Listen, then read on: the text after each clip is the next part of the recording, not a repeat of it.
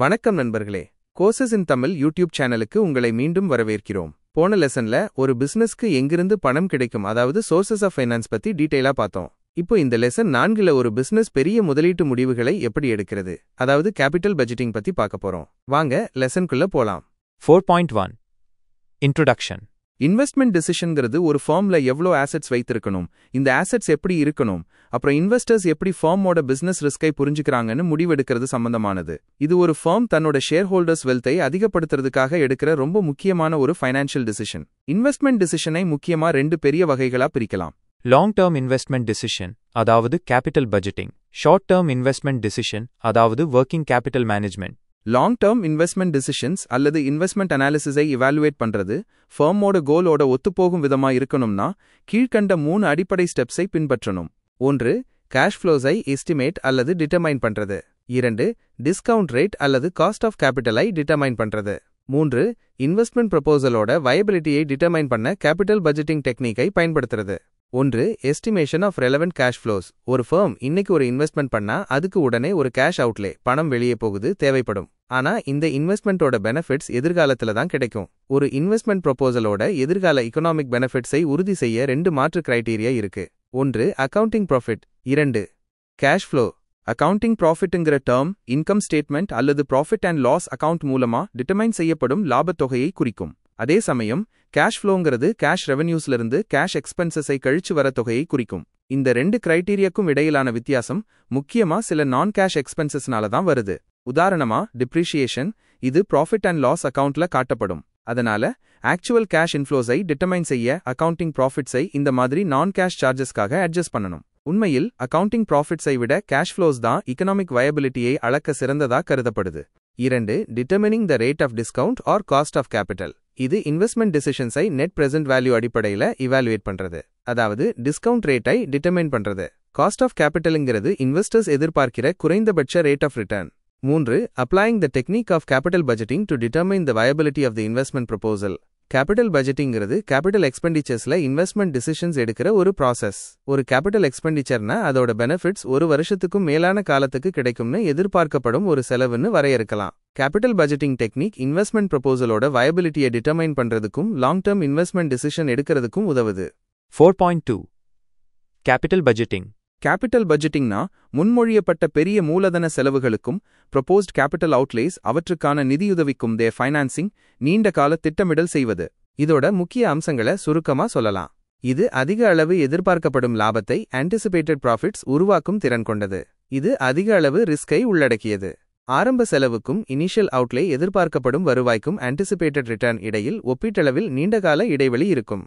4.3 Importance of capital budgeting.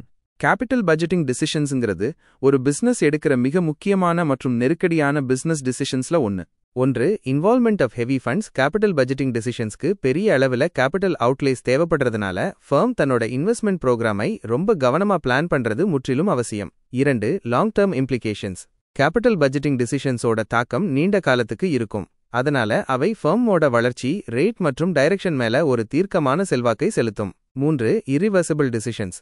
Capital budgeting decisions ஒரு முறை எடுத்தா அதை மாத்த முடியாது, இரிவர்சிபிள்.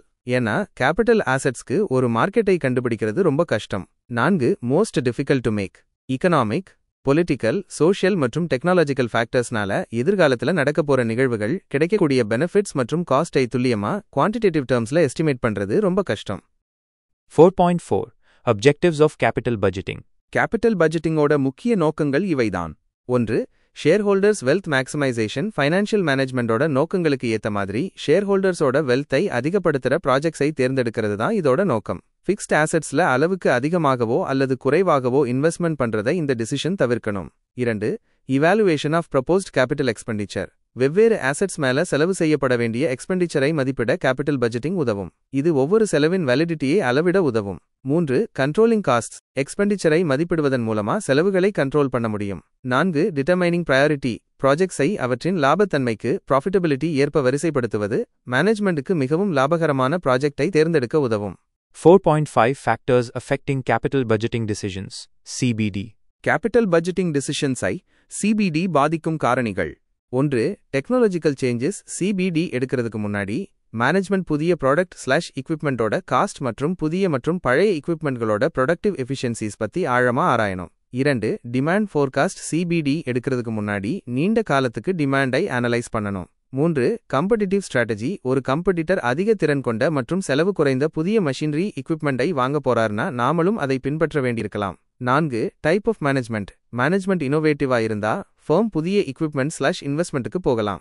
இது கன்சர்வேட்டிவ் மேனேஜ்மெண்ட்டை விட மாறுபட்டதா இருக்கும். 5. கேஷ் ஃப்ளோ ஸ்டேட்மெண்ட் அல்லது கேஷ் பட்ஜெட் ஒரு ஃபர்ம் சிபிடில எப்போ இன்வெஸ்ட்மெண்ட் பண்ண முடியும்னு ஐடென்டிஃபை பண்ண உதவும். 6. அதர் ஃபேக்டர்ஸ் ஃபிஸ்கல் பாலிசி வரி சலுகைகள் இன்வெஸ்ட்மெண்ட்ஸ் மீதான தள்ளுபடிகள் பொலிட்டிக்கல் ஸ்டெபிலிட்டி குளோபல் சிச்சுவேஷன் போன்ற மற்ற காரணிகளும் பாதிக்கும். 4.6 கேபிட்டல் பட்ஜெட்டிங் ப்ராசஸ். ஒரு கேபிட்டல் பட்ஜெட்டிங் டிசிஷன் கீழ்க்கண்ட ப்ராசஸை உள்ளடக்கும். 1. ஐடென்டிஃபிகேஷன் ஆஃப் இன்வெஸ்ட்மெண்ட் ப்ரொபோசல்ஸ் முதலீட்டு திட்டங்களை அடையாளம் காண்பது. 2. ஸ்கிரீனிங் த ப்ரொபோசல்ஸ் திட்டங்களை வடிகட்டுவது. 3. இவாலுவேஷன் ஆஃப் வேரியஸ் ப்ரொபோசல்ஸ் வெவ்வேறு திட்டங்களை மதிப்பிடுவது. 4. ஃபிக்ஸிங் ப்ரையாரிட்டிஸ் முன்னுரிமைகளை நிர்ணயிப்பது. 5. Final approval and preparation of capital expenditure budget இறுதி ஒப்புதல் மற்றும் மூலதன செலவு பட்ஜெட்டை தயாரிப்பது. 6. இம்ப்ளிமெண்டிங் ப்ரொபோசல் திட்டத்தை செயல்படுத்துவது. 7. பர்ஃபார்மன்ஸ் ரிவ்யூ செயல்பாட்டை மறுபரிசீலனை செய்வது. கேபிட்டல் பட்ஜெட்டிங்கோட ஒட்டுமொத்த நோக்கம் ஒரு ஃபர்மோட லாபத்தன்மையை ப்ராஃபிட்டபிலிட்டி அல்லது ரிட்டர்ன் ஆன் இன்வெஸ்ட்மெண்ட்டை அதிகப்படுத்துவதுதான். கேபிட்டல் இன்வெஸ்ட்மெண்ட் ப்ரொபோசல்ஸோட லாபத்தன்மையை மதிப்பிடுவதற்கு பல முறைகள் இருக்கு. லாங் டேர்ம் இன்வெஸ்ட்மெண்ட் டிசிஷன்ஸ் அல்லது இன்வெஸ்ட்மெண்ட் அனாலிசிஸை இவாலுவேட் பண்றது ஃபர்மோட கோலோட ஒத்துப்போகும் விதமா இருக்கணும்னா கீழ்கண்ட 3 அடிப்படை ஸ்டெப்ஸை பின்பற்றணும். இவை மீண்டும் ஒரு முறை. 1. Estimation or determination of cash flows firm இன்று ஒரு இன்வெஸ்ட்மெண்ட் செய்தால் அதற்கு உடனடியாக கேஷ் அவுட்லே தேவைப்படும். ஆனால் இந்த இன்வெஸ்ட்மெண்டோட பெனிஃபிட்ஸ் எதிர்காலத்தில் கிடைக்கும். ஒரு இன்வெஸ்ட்மெண்ட் ப்ரொபோசலோட எதிர்கால எகனாமிக் பெனிஃபிட்ஸை உறுதிப்படுத்த 2 மாற்று கிரைட்டீரியா இருக்கு. 1. Accounting profit. 2. Cash flow. Accounting ப்ராஃபிட்ங்கிற டேர்ம் இன்கம் ஸ்டேட்மெண்ட் அல்லது ப்ராஃபிட் அண்ட் லாஸ் அக்கவுண்ட் மூலமா டிட்டர்மைன் செய்யப்படும் லாபத்தொகையை குறிக்கும். அதே சமயம் கேஷ் ஃப்ளோங்கிறது கேஷ் ரெவென்யூஸ்லிருந்து கேஷ் எக்ஸ்பென்சஸை கழிச்சு வர தொகையை குறிக்கும். இந்த 2 கிரைட்டீரியாக்கும் இடையிலான வித்தியாசம் முக்கியமா சில நான் கேஷ் எக்ஸ்பென்சஸ்னால தான் வருது. உதாரணமா டிப்ரிஷியேஷன் இது ப்ராஃபிட் அண்ட் லாஸ் அக்கவுண்ட்ல காட்டப்படும். அதனால ஆக்சுவல் கேஷ் இன்ஃப்ளோஸை டிட்டர்மைன் செய்ய அக்கவுண்டிங் ப்ராஃபிட்ஸை இந்த மாதிரி நான் கேஷ் சார்ஜஸ்க்காக அட்ஜஸ்ட் பண்ணணும். உண்மையில் அக்கவுண்டிங் ப்ராஃபிட்ஸை விட கேஷ் ஃப்ளோஸ் தான் எகனாமிக் வயபிலிட்டியை அளக்க சிறந்ததா கருதப்படுது. 2. Determining the rate of discount or cost of capital இது இன்வெஸ்ட்மெண்ட் டிசிஷன்ஸை நெட் பிரசன்ட் வேல்யூ அடிப்படையில் இவாலுவேட் பண்றது. அதாவது டிஸ்கவுண்ட் ரேட்டை டிட்டர்மைன் பண்றது. காஸ்ட் ஆஃப் கேபிட்டல்ங்கிறது இன்வெஸ்டர்ஸ் எதிர்பார்க்கிற குறைந்தபட்ச rate of return. 3. Applying the technique of capital budgeting to determine the viability of the investment proposal capital பட்ஜெட்டிங்கிறது கேபிட்டல் எக்ஸ்பெண்டிச்சர்ஸ்ல இன்வெஸ்ட்மெண்ட் டிசிஷன்ஸ் எடுக்கிற ஒரு ப்ராசஸ். ஒரு கேபிட்டல் எக்ஸ்பெண்டிச்சர்னா அதோட பெனிஃபிட்ஸ் ஒரு வருஷத்துக்கும் மேலான காலத்துக்கு கிடைக்கும்னு எதிர்பார்க்கப்படும் ஒரு செலவுன்னு வரையறுக்கலாம். கேபிட்டல் பட்ஜெட்டிங் டெக்னிக் இன்வெஸ்ட்மெண்ட் ப்ரொபோசலோட வயபிலிட்டியை டிட்டர்மைன் பண்றதுக்கும் லாங் டேர்ம் இன்வெஸ்ட்மெண்ட் டிசிஷன் எடுக்கிறதுக்கும் உதவுது. 4.7 kinds of capital investment proposals. வெவ்வேறு வகையான கேபிட்டல் இன்வெஸ்ட்மெண்ட் ப்ரொபோசல்ஸ் இவை. 1. இண்டிபெண்டன்ட் ப்ரொபோசல்ஸ் இந்த ப்ரொபோசல்ஸ் ஒன்னோட ஒன்னு போட்டியிடாது. ஒரு ப்ரொபோசலை ஏத்துக்கிறது வேற ஒரு ப்ரொபோசலை ஏத்துக்கிற வாய்ப்பை தடுக்காது. ஒரு ஃபர்ம் தேவையான குறைந்தபட்ச ரிட்டர்ன் ஆன் இன்வெஸ்ட்மெண்ட் அடிப்படையில் ஒரு ப்ரொபோசலை ஏத்துக்கலாம் அல்லது நிராகரிக்கலாம். 2. டிபெண்டன்ட் ஆர் கண்டின்ஜென்ட் ப்ரொபோசல்ஸ் இந்த ப்ரொபோசல்ஸை ஏத்துக்கிறது ஒன்னு அல்லது அதற்கு மேற்பட்ட மற்ற ப்ரொபோசல்ஸை ஏத்துக்கிறதை பொறுத்தது. இந்த மாதிரி ப்ரொபோசல்ஸை பார்க்கும்போது அது எந்த ப்ரொபோசலை சார்ந்திருக்கோ அதை உள்ளடக்கி இருக்கணுங்கிறது முக்கியம். 3. மியூச்சுவலி எக்ஸ்க்ளூசிவ் ப்ரொபோசல்ஸ் இந்த ப்ரொபோசல்ஸ் ஒன்னோட ஒன்னு போட்டியிடும். ஒரு ப்ரொபோசலை ஏத்துக்கிறது மற்ற ப்ரொபோசல்ஸை ஏத்துக்கிறத தடுத்துடும்.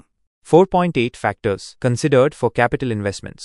கேபிட்டல் இன்வெஸ்ட்மெண்ட் டிசிஷன்ஸ் எடுக்கும்போது கவனிக்கப்பட வேண்டிய முக்கியமான காரணிகள். 1.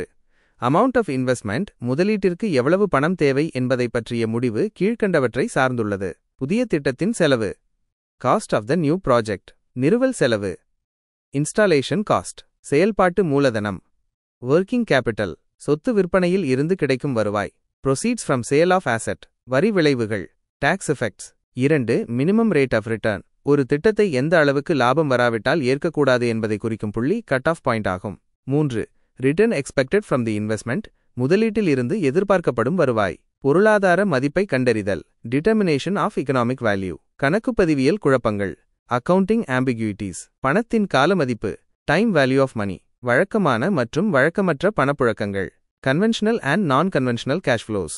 4. Ranking of the investment proposals முதலீட்டு திட்டங்களை வரிசைப்படுத்துதல். 5. ரிஸ்க் அண்ட் அன்சர்டன்டி, இடர் மற்றும் நிச்சயமற்ற தன்மை. 4.9 Risk Analysis in Capital Budgeting Decisions. Capital budgeting டிசிஷன்ஸில் ரிஸ்கை கண்டறிய பயன்படுத்தப்படும் முறைகள். 1. Sensitivity analysis. இதை வாட் இஃப் அனாலிசிஸ் என்றும் அழைக்கிறார்கள். இது ஒரு திட்டத்தின் சாத்தியக்கூறுகள், ஃபீசிபிலிட்டி, மாறுபட்ட அளவுகளில் வேரியபிள் குவான்டிட்டிஸ் எவ்வாறு இருக்கும் என்பது பற்றிய தகவல்களை வழங்குகிறது. இது NPV நெட் ப்ராஃபிட் வேல்யூ அடிப்படையில் கணக்கிடப்படுகிறது. 2. Scenario analysis. இந்த ஆய்வில் ஒன்றுக்கொன்று இணைக்கப்பட்ட பல மாறிகளின் இன்டர்கனெக்டட் வேரியபிள் விலகல்கள் டீவியேஷன் தீர்மானிக்கப்படுகின்றன. இது ஒரு குறிப்பிட்ட நேரத்தில் ஒரு குறிப்பிட்ட மாறியின் மாற்றத்தில் கவனம் செலுத்தாது. 3. Break even analysis. இந்த ஆய்வு ஒரு திட்டத்தில் பணம் இழப்பதை தவிர்க்க தேவையான குறைந்தபட்ச உற்பத்தி மற்றும் விற்பனை அளவுகளை தீர்மானிக்க பயன்படுகிறது. 4. Simulation analysis. தேர்ந்தெடுக்கப்பட்ட அளவுகோலுடன் செலக்டட் கிரைட்டீரியன் தொடர்புடைய மாறி மதிப்புகளை வேரியபிள் வேல்யூஸ் தோராயமாக கலந்து ஒரு தகுதி அளவுகோலுக்கான நிகழ்தகவு பகுப்பாய்வை ப்ராபபிலிட்டி அனாலிசிஸ் உருவாக்க இது பயன்படுகிறது. 5. Corporate risk analysis. இது நிறுவனத்தின் பணப்புழக்கத்தில் பெரிய தாக்கத்தை ஏற்படுத்தக்கூடிய இடர் பகுப்பாய்வில் முக்கிய கவனம் செலுத்துகிறது. 6. Risk management. இது விலை உத்தி, பிரைஸ் ஸ்ட்ராட்டஜி, நிலையான மற்றும் மாறுபடும் செலவு, ஃபிக்ஸ்ட் அண்ட் வேரியபிள் காஸ்ட், காப்பீடு, இன்சூரன்ஸ், நீண்டகால ஏற்பாடுகள், லாங் டேர்ம் அரேஞ்ச்மெண்ட்ஸ், டெரிவேட்டிவ்ஸ், மூலோபாய கூட்டணி, ஸ்ட்ராட்டஜிக் அலையன்ஸ் மற்றும் தகவல்களை மேம்படுத்துதல் ஆகியவற்றில் முக்கிய கவனம் செலுத்துகிறது. Capital Budgeting Appraisal Methods. பொதுவாக பயன்படுத்தப்படும் முக்கிய முறைகள். 1. Payback period method. முதலீடு திரும்பப் பெற எவ்வளவு காலமாகும் என்பதை கணக்கிடும் முறை. 2. Discounted cash flow method. பணத்தின் கால மதிப்பை கருத்தில் கொண்டு முதலீடுகளை மதிப்பிடும் முறைகள். Net present value method. எதிர்கால பணப்புழக்கங்களின் நிகர தற்போதைய மதிப்பை கணக்கிடுதல். Present value index method. முதலீட்டின் நிகர தற்போதைய மதிப்புக்கும் ஆரம்ப முதலீட்டுக்கும் இடையிலான விகிதம். C. Internal rate of return method. திட்டத்தின் NPV-ஐ பூஜ்ஜியமாக்கும் தள்ளுபடி விகிதத்தை கண்டறிதல். 3. Accounting rate of return method. கணக்குப்பதிவியல் லாபத்தின் அடிப்படையில் முதலீட்டின் வருவாய் விகிதத்தை கணக்கிடும் முறை. Traditional methods. பல்வேறு பொதுவாக பயன்படுத்தப்படும் முறைகள். Traditional methods. 1. Payback period methods. 2. Accounting rate of return method அல்லது average rate of return ARR. நண்பர்களே, இந்த லெசன் 4ல கேபிட்டல் பட்ஜெட்டிங் பத்தி ரொம்ப விரிவாகவும் ஆழமாகவும் தெரிஞ்சுக்கிட்டோம். பெரிய அளவிலான முதலீடுகளை எப்படி திட்டமிடுவது, என்னென்ன காரணிகளை கருத்தில் கொள்ள வேண்டும், இடர்களை எப்படி பகுப்பாய்வு செய்வது, திட்டங்களை எப்படி மதிப்பிடுவது என்று பார்த்தோம். இந்த அறிவு எந்த ஒரு பிசினஸுக்கும் வெற்றிகரமான ஃபைனான்ஷியல் டிசிஷன்ஸ் எடுக்க மிகவும் அவசியம். அடுத்த லெசனில் சோர்சஸ் ஆஃப் ஃபைனான்ஸ் பற்றிய கூடுதல் தகவல்களையும் இந்த தலைப்புக்கான தொடர்ச்சியையும் பார்க்க இருக்கிறோம். மறக்காம நம்ம கோர்சஸ் இன் தமிழ் யூடியூப் சேனலை சப்ஸ்கிரைப் பண்ணுங்க, உங்க நண்பர்களோட ஷேர் பண்ணுங்க. மேலும் பயனுள்ள தகவல்களுடன் மீண்டும் சந்திப்போம். நன்றி.